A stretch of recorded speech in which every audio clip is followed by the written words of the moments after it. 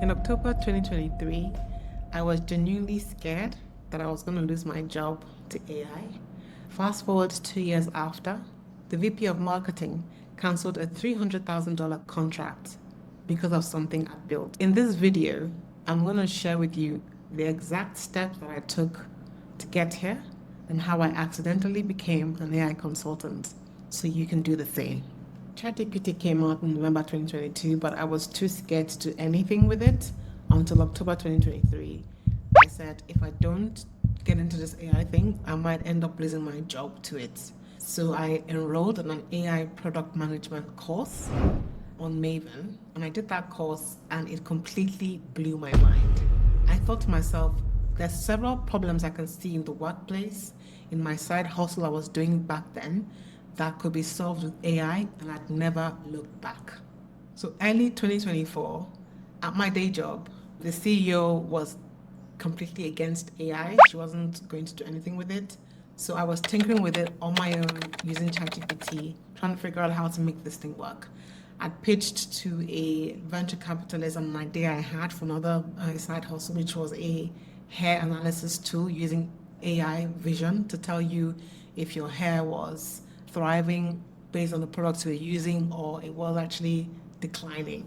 And the guy said it was a bit too early, that I should look at using AI for marketing, website copy, a chatbot. So I went away and I started building that. I put a chatbot on my website and tried to convert customers that landed on my website because I had a lot of traffic from SEO. Back then we weren't even doing GEO, which is your generative AI engine optimization.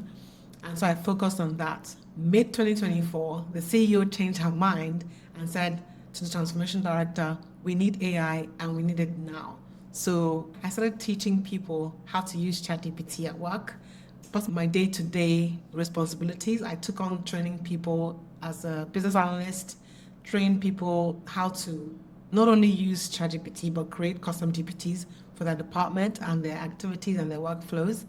And then we also got into Claude back then. So we had Claude Enterprise, but only 5 people were allowed to use Claude. I was one of them. And I was using it to create Jira tickets for the development teams and manage our projects flow. So different departments came to my director for legal, HR, survey data analysis, B2B, B2C marketing. So he passed them on to me and I was just tinkering, helping people build GPTs, seeing where the problems were. And I realized that a lot of time when people came, they came with a clear workflow and a clear use case. And that really helped me put on my AI hat to say, this is what ChatGPT can do. This is where it's limited. If we had more licenses for Claude, this is what you could do for your copy. But we were stuck on the custom GPT thing. And also IT had the wall. We couldn't really integrate ChatGPT, custom GPTs with other systems. So that was a bit of a limitation. But what we did have, we used extensively. So I started solving problems for B2B sales where we created an upsell GPT so that when a salesperson was on a phone call and they were renewing a contract for our media kits, we could upsell them on other products that we had, because a salesperson's on a call with a potential customer or renewing customer. It's always good to get the chance to see what we have on offer, what the discounts are, and upsell them. That way we made more money, and the salesperson also made a higher commission. So that was a nice problem to solve.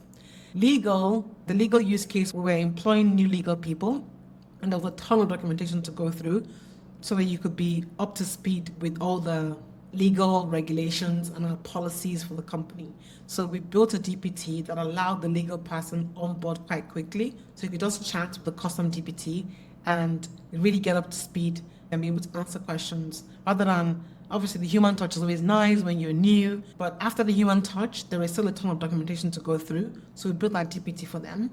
And then I started progressing to bigger use cases, like we did surveys for big oil companies and other people, sustainability companies.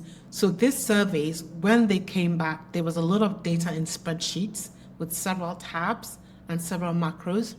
And even then, ChatGPT was so limited to be able to analyze that data and give us the narrative feedback we needed. And I'm just running you through these use cases just so you can see that I wasn't really doing a lot of watching YouTube, learning tutorials. I was doing that, I take that back, but I was applying it to the use case. I think what I've seen a lot of people who are trying to become AI consultants is that they spend a ton of time watching YouTube, but they don't step away from YouTube and then use what they learned to apply to a problem they have. So think about the problems you have around you. It could be a local business person, it could be a family friend. I have a family friend who's a doctor. So in his practice, he will be getting calls in the middle of the night to quickly answer and respond to a patient. Now, there are several ways we could tackle that problem. Obviously, medical practitioners are quite sensitive. So think about problems around you that you can use AI to solve rather than dying in tutorial hell, watching YouTube again and again.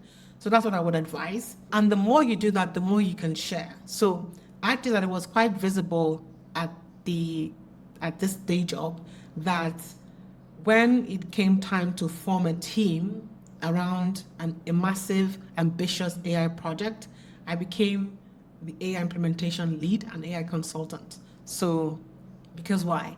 For the past year and a half, what have I been doing? I've been solving little problems for different departments, learning, teaching. You don't have to know everything. You just have to know one thing and then share and iterate, which is to go back and forth with the problem until it's solved. So it's not like you have to watch so many tutorials and be the massive expert before you actually start solving problems. It's a collaborative effort with whoever is having that problem around you, right? So don't wait to know everything, because the thing with AI is it's just endless. It is never ending. There's always new things and there's always new knowledge to acquire. And if you don't put what you already know to practice, it would just become extinct really quickly. But when you take that out to the front line, take that out to the battlefield with people around you, then you start to test these ideas to see what are the limitations of AI and how can a human be in the loop to actually condense this learning into reality. So the next thing I did was I helped build a B2C marketing GPT, which was a fantastic project. Like, first of all, the copy editor had her ducks in a row. She knew exactly what she was doing today without AI. So that's one thing I would say. Map the processes today without AI. She knew the inputs, she knew the best-selling campaigns that converted people on Facebook.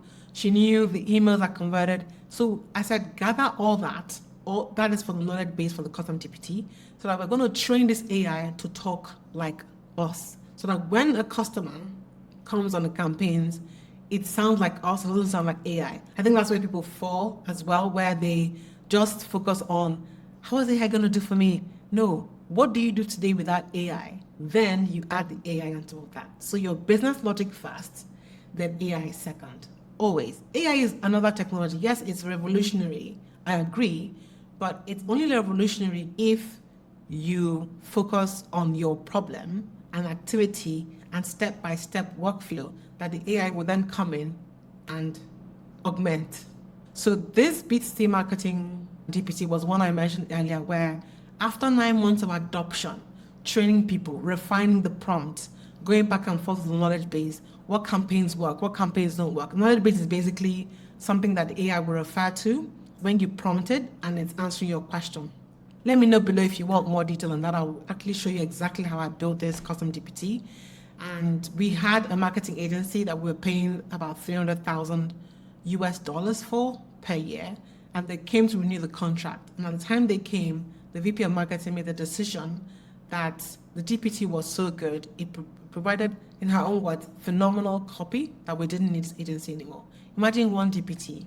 This is a $20 tool, ChatGPT, obviously, per person, and a team of over 50 could be able to use it and scale astonishingly, like outstandingly, on what we needed for all our different campaigns. So that is my short story. I just wanted to tell you that, yes, I did a course, but I had to apply that course, what I'd learned, to the problems that were around me.